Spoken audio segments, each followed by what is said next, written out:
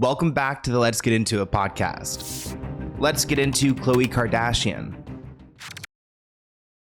Now, I don't know why Khloe continues to do this to herself. I mean, I feel like she has the worst luck in men and relationships. So why bring Lamar back into the picture? Especially because like a few months ago, he was trying to get headlines by buying a blow up doll that looked like Khloe Kardashian. I mean, this guy is a creep. Hulu is running out of ideas when it comes to the Kardashians, so Khloe is reflecting on Lamar Odom's overdose, reminding him that she was there for him like no one else, even claiming that his dead father, oh my gosh, Joe Odom, wanted to pull the plug while he was in the hospital. Wow, okay, let's just like re-traumatize everyone. The reality star dropped the bombshell about his 2015 coma recovery on the Kardashians, saying, "I was there when your father said pull the plug so he could be on your life insurance."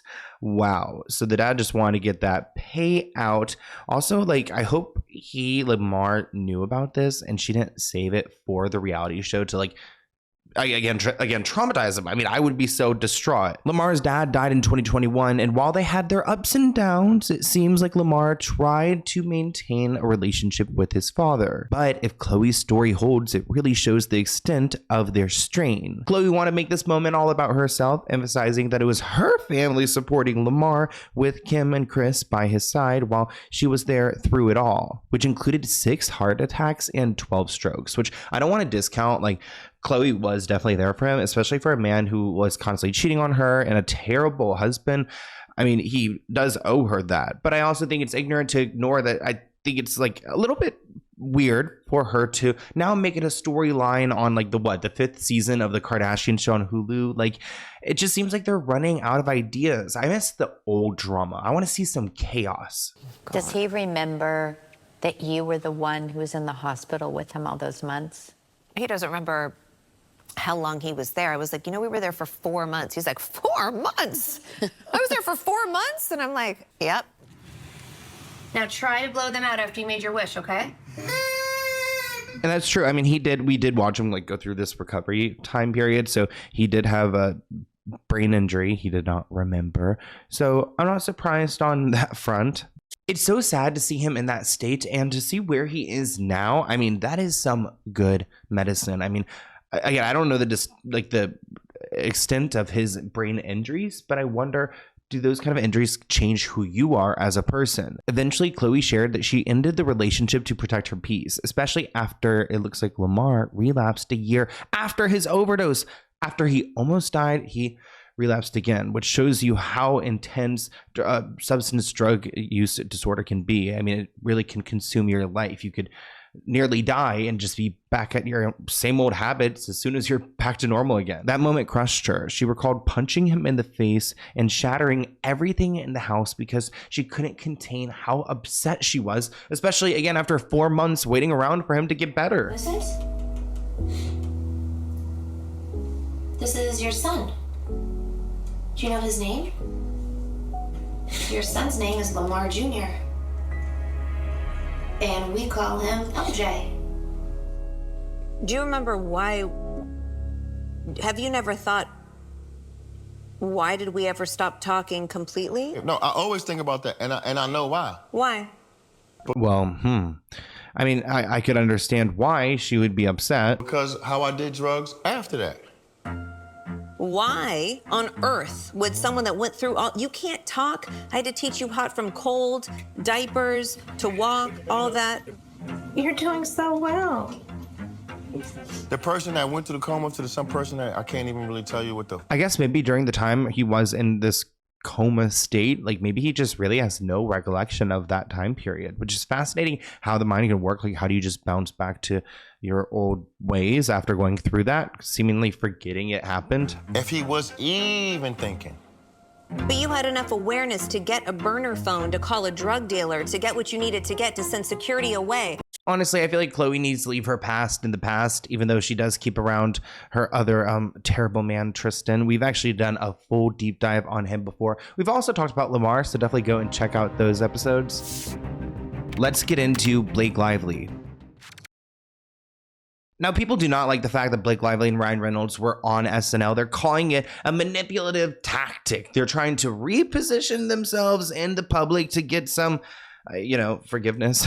Probably trying to fix what Blake has broken, especially Ryan, because he cares about his image. Which is why I think once he got the call to go and speak on the Saturday Night Live 50th anniversary, he was more than happy to go and say whatever he wanted to. And I don't even think he actually ran this past Blake. This person writes, whoever decided it was a good idea for Ryan to be making a joke about the It Ends With Us lawsuit, which is very sensitive, needs to be fired. Why would he and Blake Lively think this was cute? He isn't funny, and now we know what a lowlife he is. Before we react to Ryan's joke, I want to give you guys an idea of where you could see the situation from a perspective. I'm not saying you need to think this way, but keep in mind, Blake Lively initially filed a lawsuit.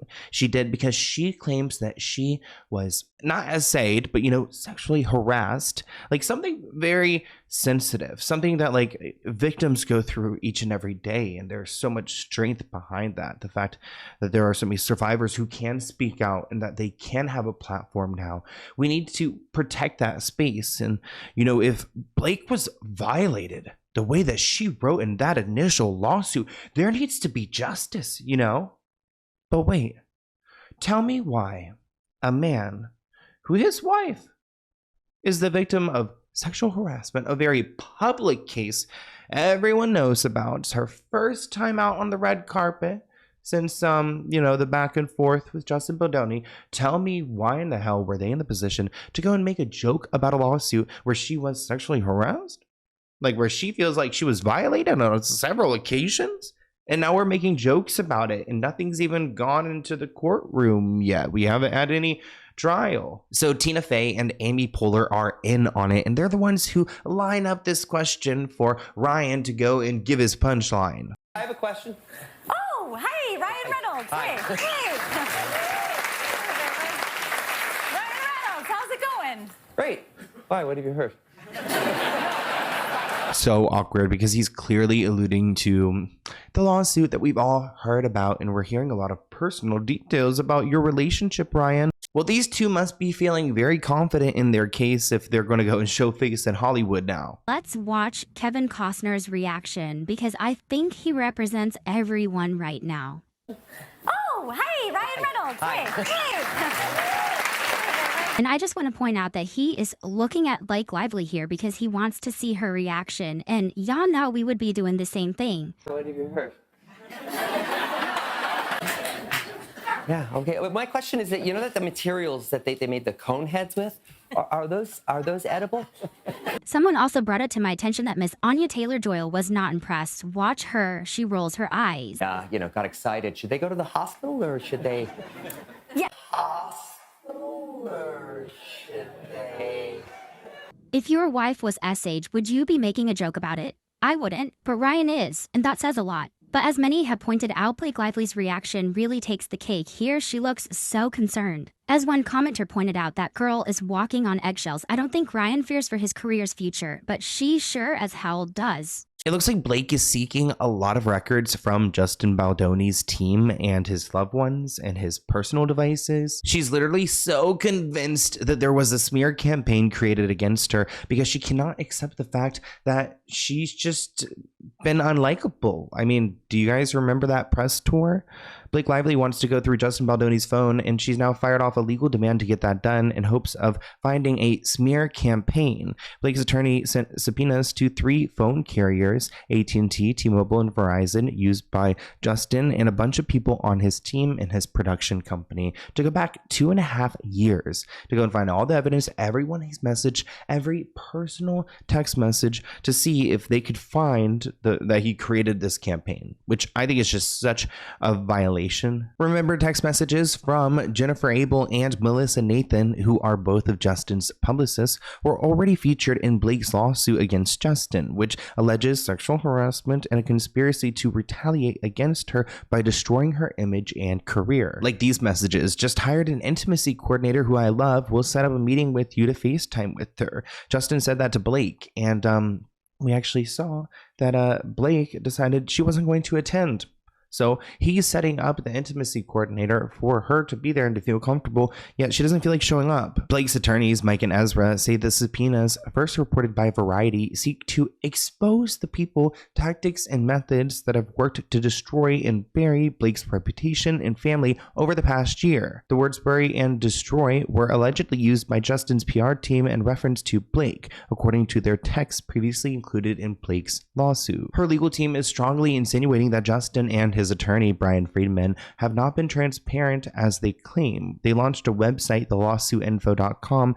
vowing to reveal all the documents related to this legal war, but Blake's attorney says we will now receive all the receipts that, unsurprisingly, are nowhere to be found on the website. Meanwhile, Justin's attorney, Brian, is taking the latest moves in stride, telling TMZ that subpoenas are an ordinary part of the litigation process, but what's extraordinary about Blake's team is that they're looking for everything, every call, every text, every data log for the past 2.5 years, regardless of sender, recipient, or subject matter. This is a massive fishing expedition, and it demonstrates that they are desperately seeking any factual basis for their false claims. Get him, Brian. While Blake and Ryan are making sure they get their pictures taken on the red carpet, Justin Baldoni is spending some quality time with his family in Hawaii. Justin is a world away from Blake and Ryan, hanging out with his family in Maui. He was spotted hanging out with his family in part of the island, getting some lunch in Paia, which actually I've been to Paia. I love that part of the town, and it seems like he is minding his business. So good for Justin Baldoni. Hopefully everyone can just figure this out, because it seems like a frivolous lawsuit, and there are bigger things to worry about, but as long as it's continuing, I'm going to be paying very close attention. So make sure you follow the podcast for more updates. Thank you for watching this clip from the Let's Get Into It podcast. To view the full episode, visit the link listed below.